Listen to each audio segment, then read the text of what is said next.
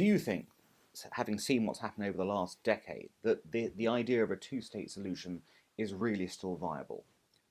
Look, if you ask among all the displaced people in the world, the people who don't have a state, who deserves a state the most, Palestinians would not rank very high on that list. The Kurds would rank much higher. The Tibetans would rank much higher. There would be many other groups. The Palestinians turned down a two-state solution in 1938, in 1948, in 1967. In 2000, 2001, 2008, they have used violence. So if you're asking me, do the Palestinians deserve a state? I think they do, but they're not on a high level of deserving. Do the Israelis deserve for the Palestinians to have a state? And the answer to that is yes, that it would benefit Israel enormously to end the occupation. Israel made a terrible mistake in establishing its settlement policies, in my view, in the West Bank. I think they should have immediately, after the Six-Day War, adopted the Alon Plan, which meant simply annexing areas of captured territory that were essential to their defense. States have done that traditionally, perhaps built a ring of settlements in those areas, but not occupied people, not created settlements that displaced people. So I have a view that almost nobody agrees with. That is, I'm against the settlements, although I believe they're there and they're not going to move, and the solution to the problem is to keep these settlements and create land exchanges. But generally, I'm opposed to Israel's settlement policy, but I'm not opposed to its military occupation. And so, for example, on Gaza, I think Israel, in retrospect, made a mistake. They should have evacuated the civilians, but they should have maintained a military presence. And I think that's true on the West Bank as well. So I draw a distinction between a military occupation under international law, which is permissible until and unless belligerency ends. And certainly Gaza has proved that belligerency didn't end. Lebanon proved that belligerency didn't end. So I would make a distinction between military necessity and civilian settlements. But let me come back to the point on the two-state solution. We agree it's desirable, but is it viable under today's circumstances? Viability is always a matter of degree and what risks one's prepared to take.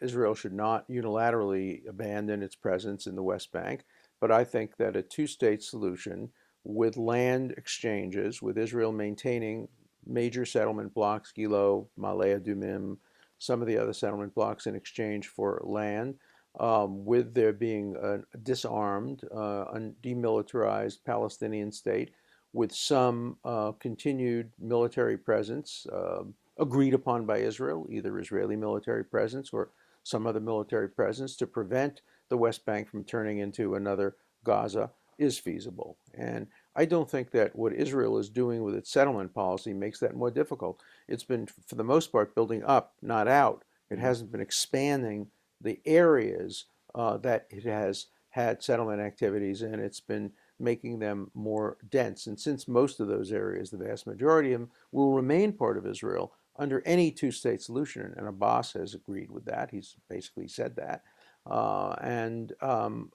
So I think the two-state solution is still viable. It's not going to be easy, but it's viable. So really, settlements aren't really an issue in your view?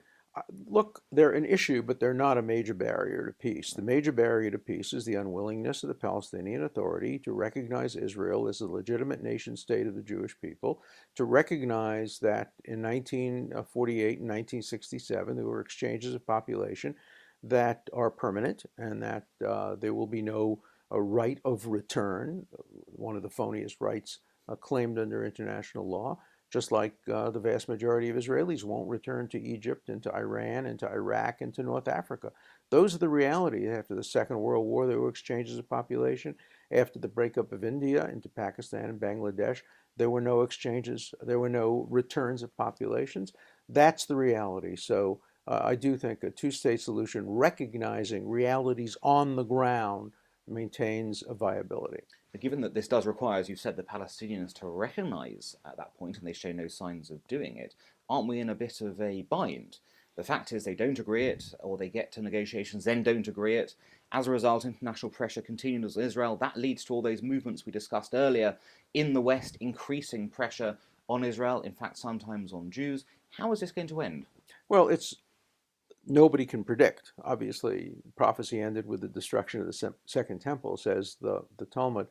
So I can't predict how it will end. I can tell you how But it I doesn't think. take us in a good place, though. I think how I can tell you what I think Israel should do. Israel should constantly extend a hand of peace, constantly offer a two-state solution, as it did in 2000, 2001. By the way, I always refer to Arafat's death as an untimely death, because if he had died only 4 years earlier, I think that his successor might very well have accepted Camp David and Taba instead of starting an intifada. But his successor didn't accept Olmert's proposal, which was even more generous in 2008. And now Netanyahu has offered to sit down anywhere in the world, in Moscow, in Jerusalem, in Ramallah, to sit and negotiate with no preconditions.